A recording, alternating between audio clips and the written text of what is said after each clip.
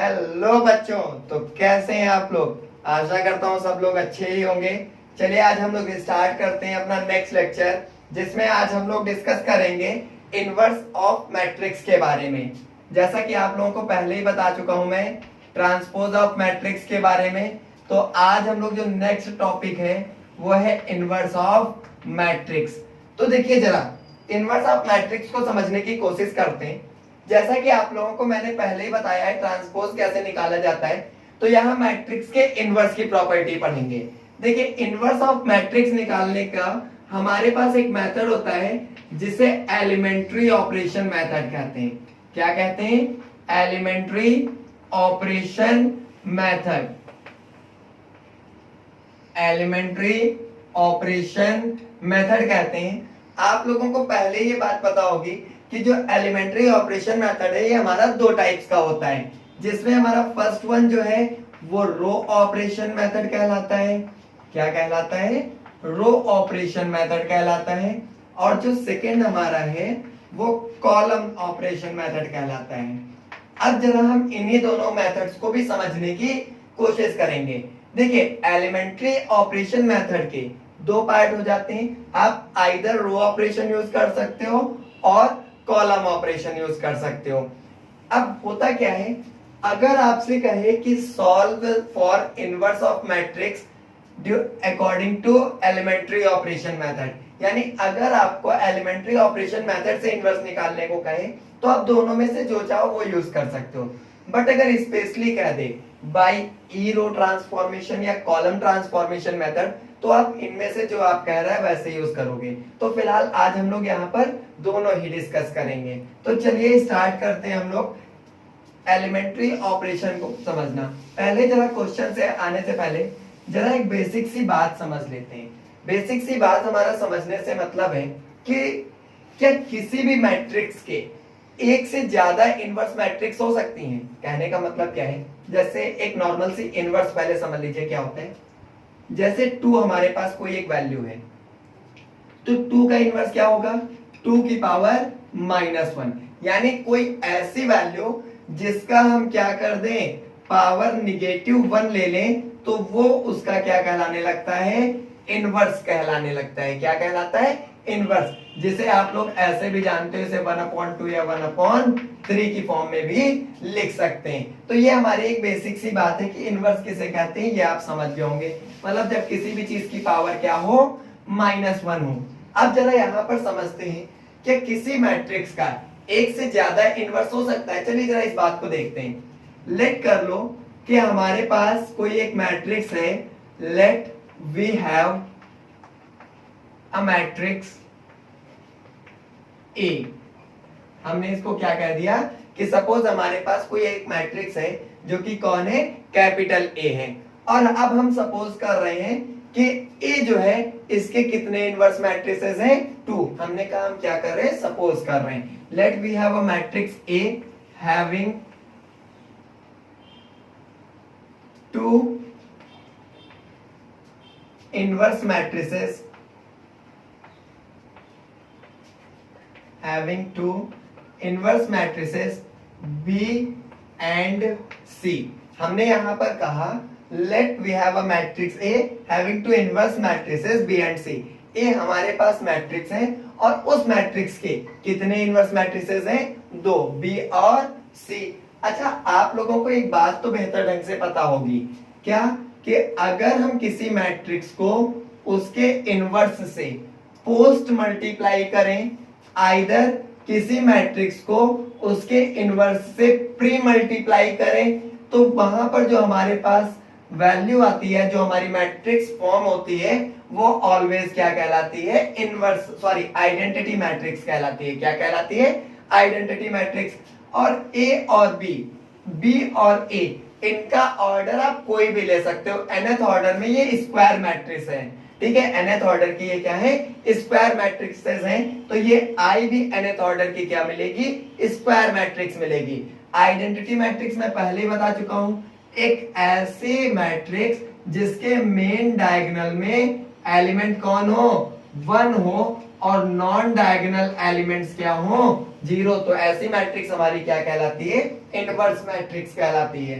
तो अब यहां पर देखिए हमने ये बात जानी कि जो बी है हमारी, here B is inverse matrix, ठीक है, यहां पर बी हमारी क्या है, इनवर्स मैट्रिक्स है। तो हमें पता है A B equal B A equal क्या होगा, आई होगा। ये हमारी कंडीशन है जो आप अलजेब्रा में पढ़ चुके होंगे, ठीक है। अब हम एक दूसरी मैट्रिक्स को इनवर्स सपोज कर चुके हैं, कौन है, सी। तो ये ऑब्वियस है कि A C equals to C A equals to क्या होगा, आई होगा। अरे भाई जैसे बी हमारे पास इनवर्स मैट्रिक्स थी, वैसे हमारे पास यहाँ पर सी भी एक इनवर्स मैट्रिक्स है। तो A C equal C A equals to भी क्या होगा, आई होगा। यहाँ ए और सी भी हमारी क्या है, इस nth ऑर्डर की स्क्वायर मैट्रिक्स है, तो आई भी क्या मिलेगा, nth ऑर्डर की कोई स्क्वायर मैट्रिक्स ही मिलेगी। अच्छा अब यहाँ पर अगर ध्यान दें तो हमने देखा कि ए बी और बी ए, यहां पर बी क्या है, इनवर्स मैट्रिक्स, ए सी और सी ए, यहां पर सी हमारी क्या है, inverse matrix, C is inverse matrix. अब जरा यहां पर समझते हैं कि ये यूनिक कैसे होंगी। अच्छा हमने कहा ए बी इक्वल्स टू क्या है, आई है, हमने कहा ए बी इक्वल्स टू क्या है, आई, तो हमने लिख दिया भाई ए बी इक्वल्स टू आई। हम यहां पर क्या कर रहे हैं, सी से प्री मल्टीप्लाई कर रहे हैं, मतलब हमने इनवर्स मैट्रिक्स सी से इसको जो दिया है दोनों साइड प्री मल्टीप्लाई किया, तो सी ए बी इक्वल्स टू सी आई हो जाएगा। कोई डाउट होना चाहिए, हरगिज नहीं होना चाहिए, सी ए बी इक्वल्स टू सी आई हो जाएगा।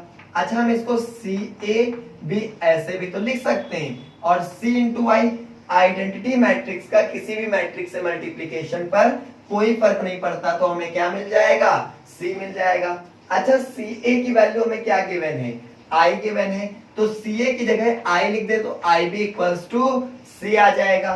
दैट इज हमारे पास क्या आएगा, आई से किसी भी मैट्रिक्स को मल्टीप्लाई करने पर कोई फर्क नहीं पड़ता, तो बी इक्वल्स टू क्या आ गया, सी आ गया। अब जरा यहां पर ध्यान से समझिए हुआ क्या, हमने कहा था कोई एक मैट्रिक्स ए है जिसके दो इनवर्स मैट्रिसेस हैं बी और सी, फिर हमने कहा ए बी इक्वल्स टू आई होगा अकॉर्डिंग टू कंडीशन जो हम लोग अलजेब्रा में पढ़ चुके हैं कि किसी का किसी के इनवर्स से मल्टीप्लाई करने पर हमेशा आइडेंटिटी एलिमेंट मिलता है। तो ए बी इक्वल्स टू क्या हो जाएगा, आई आ गया। हमने कहा सी भी एक इनवर्स मैट्रिक्स है, तो चलो सी से प्री मल्टीप्लाई कर देते हैं। प्री मल्टीप्लाई मतलब सी को पहले लिख रहे हैं, तो C into A B equals to C into I. C into I क्या रहेगा, सी, तो सी ए बी को हमने सी और ए एक साथ कर लिया, बी को बाहर कर दिया, और सी ए की वैल्यू हम लोग यहां से देख सकते हैं कितनी है, आई, तो आई लिख दिया। आई आइडेंटिटी मैट्रिक्स से मल्टीप्लाई करने पर कोई फर्क नहीं पड़ेगा, तो बी और सी क्या आ गए, इक्वल। हमने कहा था ए की दो डिफरेंट क्या है, इनवर्स मैट्रिसेस, लेकिन यहां पर पता चल रहा है नहीं, जो एक्चुअली आपने डिफरेंट मैट्रिसेस ले रखी हैं वो आपस में क्या है, इक्वल है। तो यहां पर हम कह सकते हैं कि किसी भी मैट्रिक्स की ओनली वन एंड वन ही क्या होती है, इनवर्स मैट्रिसेस होती है, सॉरी इनवर्स मैट्रिक्स होती है। ठीक है, इतनी बात आपको समझ में आई होगी। तो आई होप आप इसका स्क्रीनशॉट लेना चाहेंगे तो ले लीजिए, वरना यार क्या कीजिए, कॉपी पेन निकालिए और लगातार दे धनाधन क्या कर दीजिए, नोट कर लीजिए। चलिए अब बात करते हैं आगे जरा। अब यहाँ पर बात आती है कि आप इनवर्स एलिमेंट्री ऑपरेशन से कैसे निकालेंगे, क्या प्रोसेस है। तो जरा समझिए, हमने कहा ए हमारे पास कोई एक मैट्रिक्स है, इसका आई यानी nth ऑर्डर कोई भी स्क्वायर। अब यहाँ पर ये जितने ऑर्डर क्या होगा वो इससे डिसाइड होगा कि अगर हमारे पास ये 4x4 की मैट्रिक्स है तो आई भी हम 4x4 की जनरेट करते हैं। ए अगर 3x3 की मैट्रिक्स है तो आई भी हम 3x3 की जनरेट करते हैं। अब a इंटू आई की वैल्यू हमारे पास क्या आ जाएगी, a आ जाएगी। भाई अभी मैंने बताया आइडेंटिटी मैट्रिक्स से अगर किसी मैट्रिक्स को मल्टीप्लाई करें तो हमें क्या मिलती है, वही मैट्रिक्स मिलती है। तो ए आई इक्वल्स टू क्या हो गया, a। अब हम सपोज करते हैं let a inverse is inverse matrix of ए।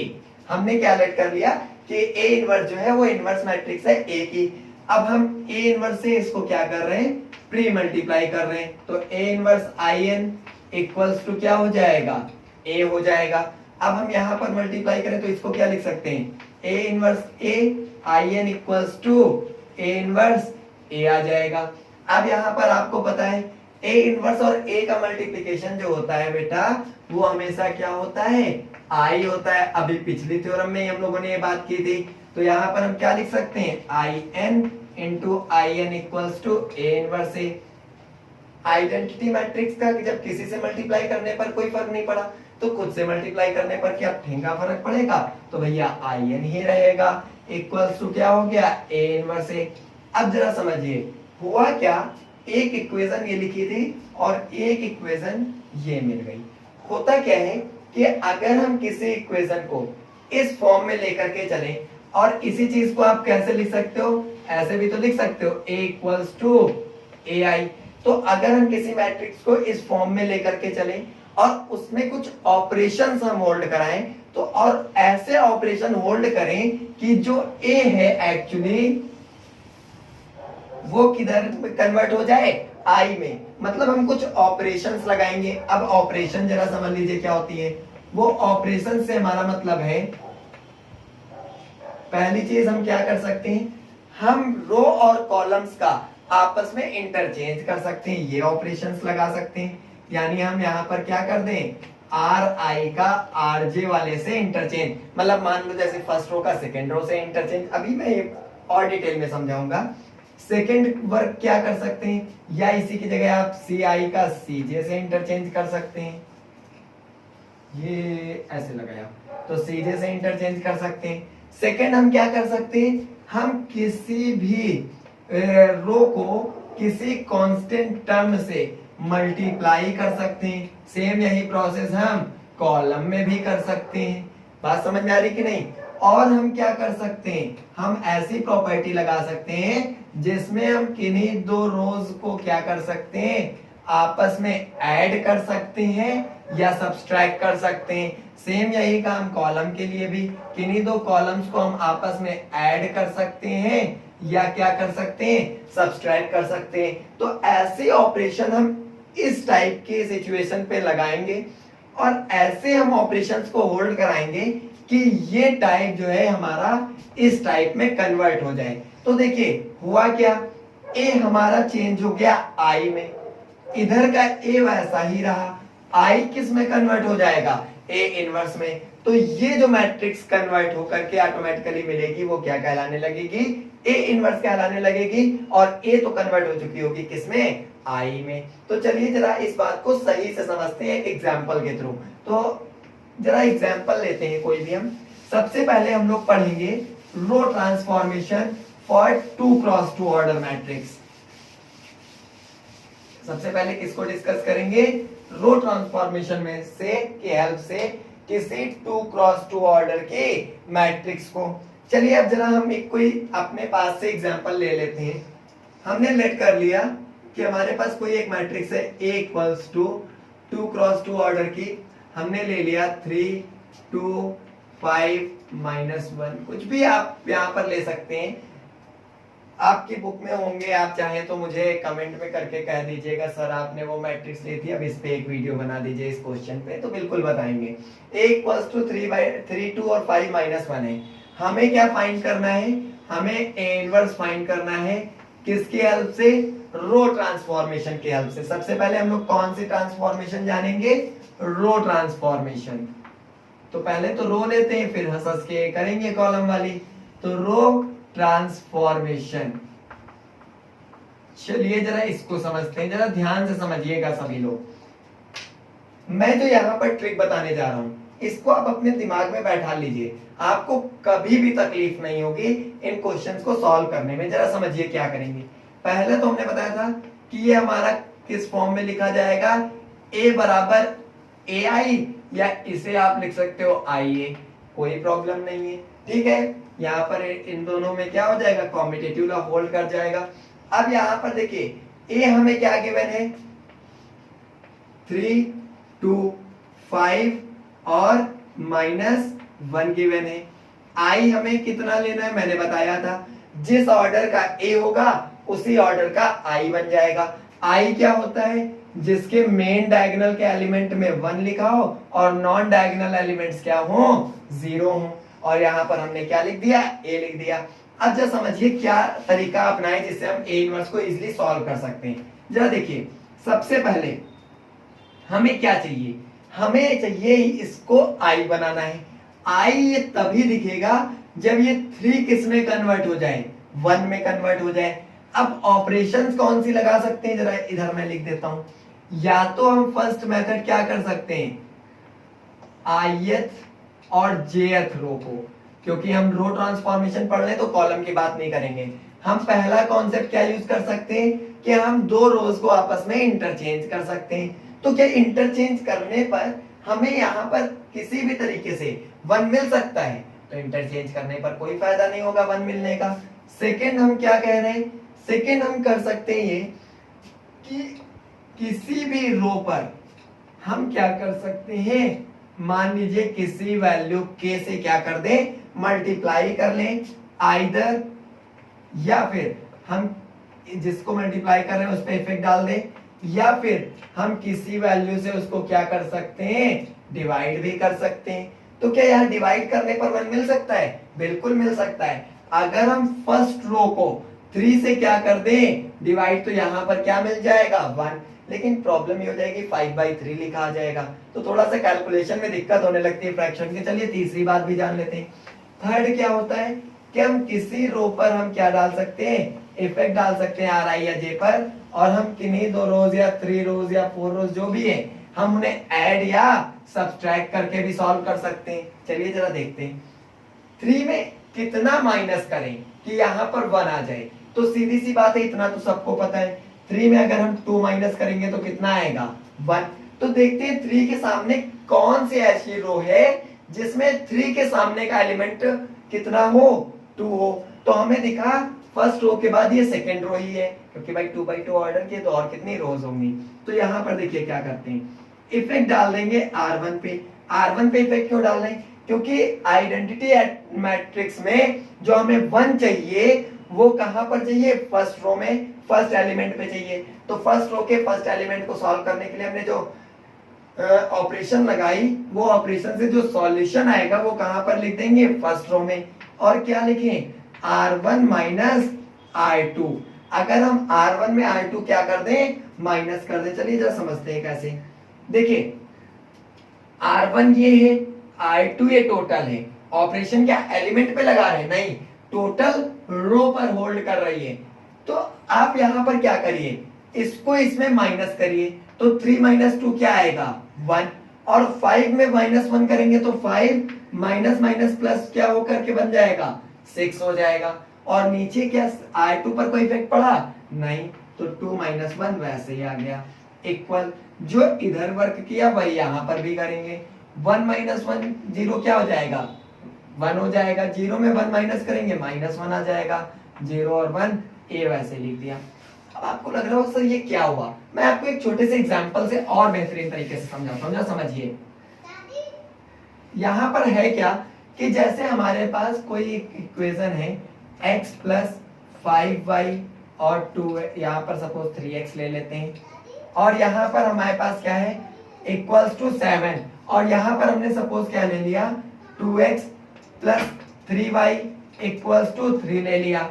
अब यहाँ पर जरा समझिए कैसे हम इसको सॉल्व करते हैं। सॉल्व करने का प्रोसेस क्या होता था, हम लोगों को एक बात बताई गई थी कि हमें ऐसे सॉल्व करना है कि x के कोफिशिएंट्स क्या हो जाएं, सेम हो जाएं। भाई हम क्या करते थे कि आइदर x के कोफिशिएंट सेम हो जाएं और y के कोफिशिएंट सेम हो जाएं, फिर हम प्लस या माइनस करके एक वेरिएबल को रिड्यूस करते थे। सेम यही काम यहाँ पे, शुरुआत में हमें इसको क्या बनाना है, समझ लो x के कोफिशिएंट को 1 बनाना है। तो 1 यहाँ पर x के कोफिशिएंट को कितने तरीकों से बनाया जा सकता था। एक तो तरीका था कि हम 3 से इस इक्वेशन को डिवाइड कर देते, तब भी x का कोफिशिएंट बन जाता। लेकिन अगर हम कहें नहीं, फिर यहाँ 7/3 5/3 ऐसा कुछ आने लगता, तो दूसरा क्या मेथड है कि 3x में 2x क्या कर दिया जाए माइनस, तो अच्छा जब माइनस करते थे तो क्या खाली यहीं पर यही दोनों माइनस होते थे ना, हमारे टोटल इधर के जितने भी टर्म्स होते थे सबके सब माइनस होते थे। तो वही मैंने यहाँ किया, R1 माइनस क्या लिखा R2, जो यहाँ R1 है वो यहाँ पर इक्वेशन 1 होती थी, जो यहाँ R2 है वो वहां इक्वेशन 2 होती थी। तो क्या लिखते थे, सब्सट्रैक्टिंग इक्वेशन 2 फ्रॉम इक्वेशन 1, ऐसा ही कुछ करते थे। तो यहां पर भी मैंने लिखा subtracting second row from first row. तो यहां पर जो चीज आती थी वो क्या करते थे, एक नई चीज मिलती थी। तो यहां जो नई चीज मिलती थी, अब यहां प्रॉब्लम है उसे कहां लिखें, तो हमने कह दिया कहां पर लिखेंगे, फर्स्ट रो में लिखेंगे। क्यों, क्योंकि हमें आई बनाना है और 1 बनाने की कोशिश कर रहे हैं, तो वो किस पर चाहिए, फर्स्ट रो पे चाहिए। समझ में आ रहा है कि नहीं आ रहा है, बताते रहिएगा। कह दीजिए सर कैसे बताया, एक कमेंट में लिख दिया करिए सर समझ में आया। तो देखिए अब यहाँ पर क्या है, 3 - 2 1 और इसको माइनस किया 6। अब हमें क्या करना है, हमें 1 मिल गया, उसके नीचे क्या चाहिए 0। हम घोड़े की चाल चलेंगे, शतरंज में होता नहीं है ऐसे घोड़ा चलता है, कैसे चलता है, ऐसे ऐसे करके चलता है। तो अब यहाँ पर भी आपको घोड़े की चाल चलनी है। पहले 1 बन गया, अब सामने जाना है, सामने कितना है 2, लेकिन हमें कितना चाहिए 0। तो अब हमें इसे कितना बनाना होगा 0। अब देखो 0 बनाना है तो हम क्या देखते हैं, रो ट्रांसफॉर्मेशन में क्या इसी के सामने किसी रो में ऐसा कुछ अवेलेबल है जो इसमें माइनस होकर के 0 बना दे, तो नहीं दिख रहा। तो हमें यहाँ पर 0 बनाने के लिए कितना है इसमें माइनस करना पड़ेगा 2। तो 2 तो यहाँ कहीं है नहीं, तो क्या करेंगे, हम कहेंगे I2 पर इफेक्ट। I2 पे क्यों, क्योंकि 0 कहाँ चाहिए, सेकेंड रो में। I2 पर इफेक्ट डाल दें और क्या लिख दें, I2 माइनस 2 टाइम R1। अरे एक ऑपरेशन पढ़ी थी कि किसी वैल्यू से हम रो को मल्टीप्लाई करके भी इफेक्ट डाल सकते हैं, तो हमने कहा 2R1। अब देखो जैसे मैंने क्या कहा, यहाँ पर हमारे पास 1x लिखा होता, अब हमें 2x चाहिए, तो हम क्या लिखते, इक्वेशन 1 को 2 से मल्टीप्लाई करके इक्वेशन 2 में माइनस करने पर। एक्चुअल में ये आपको इस तरीके से बहुत प्रैक्टिस की होगी, तो ये जब मैं बताता हूं तो इधर की चीजें समझ में आ रही होंगी। ये जो आप यहाँ इक्वेशन देख रहे हो, ये यहाँ पर रो लिखी है बस, और क्या प्रॉब्लम, कुछ नहीं। तो यहाँ पर क्या है, अब जरा देखिए, हमें यहाँ पर 1x है, तो इसको कितने से 2 से, 2 से क्या केवल x मल्टीप्लाई होता था, नहीं टोटल इक्वेशन। तो यहाँ भी हमने क्या कहा, 2 से R1 को, तो टोटल R1 को हम यहाँ पर क्या करेंगे 2 से मल्टीप्लाई। तो 2 1 जा 2 और 2 6 जा क्या आ जाएगा 12। फिर जितना आया उसे I2 में क्या करते हैं माइनस। तो माइनस के यही एलिमेंट होते थे, नहीं टोटल इक्वेशन माइनस होती थी। तो यहाँ भी टोटल इक्वेशन माइनस, 2 में माइनस होकर के क्या बनाएगा 0। यहाँ पे कितना आ गया 12, 12 1 में माइनस होगा तो -1 और -12 क्या हो जाएंगे 13। इफेक्ट किस पे डालना था I2 पे, I2 पे इफेक्ट पड़ गया। R1 पर कोई चेंज होगा, हरगिज नहीं होगा। तो 1 और 6 वैसे ही लिखा रहेगा, यहाँ भी वही काम। इसको 2 से मल्टीप्लाई करके इसमें माइनस करें तो -2 आएगा, 2 से मल्टीप्लाई करके इसमें माइनस करें तो वो क्या हो जाएगा प्लस का 3 हो जाएगा, और 1 और -1 इंटू a आ जाएगा। इतनी बात आपको समझ में आई कि नहीं आई। अब देखो 1 और 0 चाहिए थे, 1 और 0 मिल गए। घोड़े की चाल ऐसे चले, अब ऐसे जाना है, तो अब इसको कितना बनाना होगा 1 बनाना होगा। 1 बनाना है तो सीधा सा काम करो, इसको -13 से क्या कर दें डिवाइड, क्योंकि 0 पर -13 से डिवाइड करने पर कोई फर्क नहीं पड़ेगा, और इसको डिवाइड कर देंगे तो वो कितना हो जाएगा 1। तो हमारे घोड़े की चाल कंप्लीट हो जाएगी, 1 मिल जाएगा। इसको मैं रफ कर दे रहा हूं क्योंकि आपको ये बात समझ में आप धीरे धीरे आ गई होगी। और परेशान मत होइए, इनवर्स ऑफ मैट्रिक्स में मैंने ये अभी कुछ कॉन्सेप्ट समझाए, इसका एक और सेपरेट वीडियो बनाऊंगा जिसमें 2-3 क्वेश्चंस करेंगे तो और समझ में आएगा। अब देखिए यहाँ पर ये हो गया, अब हम इसको जरा देखते हैं 1 0। अब इसको क्या बनाना है 1, तो हम क्या लिखेंगे R2 पर इफेक्ट और R2 डिवाइडेड बाई -13। तो -13 से डिवाइड करें तो क्या हो जाएगा जरा देखते हैं 1 0, -13 से डिवाइड करेंगे तो ये क्या हो जाएगा प्लस का 1, और ऊपर कितना है 6, जो इधर किया वही इधर भी डिवाइड करेंगे। 1 -2 अपॉन -13 तो 2 अपॉन 13 हो जाएगा, -1 और -3 अपॉन 13 हो जाएगा, और यहाँ पर a है, a वैसे लिख दिया। दिख रहा है आप लोगों को, ठीक है। अब जरा यहाँ पर देखिए 1 0 1 मिल गया, अब ऊपर कितना चाहिए 0, तो इसके सामने कहीं पर ऐसी कोई चीज है नहीं है, तो अभी मैंने बताया बना लेते हैं। क्या करते हैं भाई, हमने कहा R1 पर इफेक्ट डाल देंगे और R1 माइनस 6 टाइम R2 कर देंगे। तो यहां पर देखो क्या आएगा, एक और बात बता दें, सॉरी, ठीक है, तो यहां पर क्या है R1 माइनस 6 R2, तो इसको 6 से मल्टीप्लाई करके इसमें करेंगे, कोई फर्क पड़ेगा नहीं, जीरो है भाई ये तो, और 6 से यहाँ मल्टीप्लाई करेंगे तो 6 माइनस 6 क्या हो जाएगा, 0 और 1, ये देखो। फिर जो काम इधर भाई यहाँ पे, इसको 6 से मल्टीप्लाई करेंगे तो 12/13, 12/13 1 में माइनस करेंगे तो 1/13 आ जाएगा। यहाँ पर ये हो जाएगा 18/13, 18/13 इसमें माइनस करेंगे तो -13 + 18 यानी माइनस का 5, तो यहाँ पर प्लस का 5/13 आ जाएगा, और 2/13 और ये माइनस का 3/13, ये हमारे पास क्या हो गई, वैल्यू हो गई। और देखिए ये किस फॉर्म में कन्वर्ट हो गया, I इक्वल्स टू, तो ये क्या कहलाया, A इनवर्स, और देखो A लिखता चला आ रहा है तो इनटू A, तो यहाँ पर ये जो हमारे पास मैट्रिक्स मिली यही क्या है, A inverse. Hence A inverse equals to क्या मिला हमारे पास, 1/13, 5/13, 2/13 और माइनस का 3/13। तो ये आपके पास क्या हो गया, आंसर हो गया। आई होप आपको इनवर्स निकालना अभी थोड़ा बहुत समझ में आया होगा रो ट्रांसफॉर्मेशन में से। अब देखिए आज मैंने इस क्वेश्चन में कुछ ज्यादा ही टाइम लिया समझाने में, और इस कॉन्सेप्ट को भी समझाने में कुछ ज्यादा टाइम ले लिया, ताकि आपको बेहतर तरीके से ये चीजें समझ में आ जाएं। लेकिन बच्चों अभी मैं ट्रांसपोज ऑफ मैट्रिक्स को इतनी जल्दी छोड़ नहीं रहा हूं, अभी 2/2 के बाद 3/3 पे डिस्कस करेंगे, रो के बाद कॉलम पे। तो अब हम लोग नेक्स्ट वीडियो में 2 क्वेश्चंस पर ही बात करेंगे और बेहतर ढंग से जानेंगे वो 3/3 ट्रांसफॉर्म के ऑर्डर की मैट्रिक्स के लिए। तो आई होप आपने एंजॉय किया होगा। तो अभी तक आप लोग जो ये वीडियो देख रहे हैं, अगर आपने लाइक नहीं किया तो जल्दी से लाइक करें, शेयर करें, कमेंट करें, और चैनल को सब्सक्राइब नहीं किया तो सब्सक्राइब करें, और ऊपर जो घंटी जैसा दिखता है ना उसे भी प्रेस कर दें, ताकि जब भी मैं वीडियो अपलोड करूं तो आपको तुरंत ही क्या हो, उसकी नोटिफिकेशन मिल जाए। तो यहाँ पर अब आपको करना क्या है कि जितनी मैंने आपको यहाँ पर चीजें समझाई हैं वो आपको क्या करनी है, समझ लेनी है। तो अब हम कैमरामैन से रिक्वेस्ट करेंगे कि प्लीज आप हमारा वीडियो पॉज करें। Thank you so much. जय हिंद, जय भारत।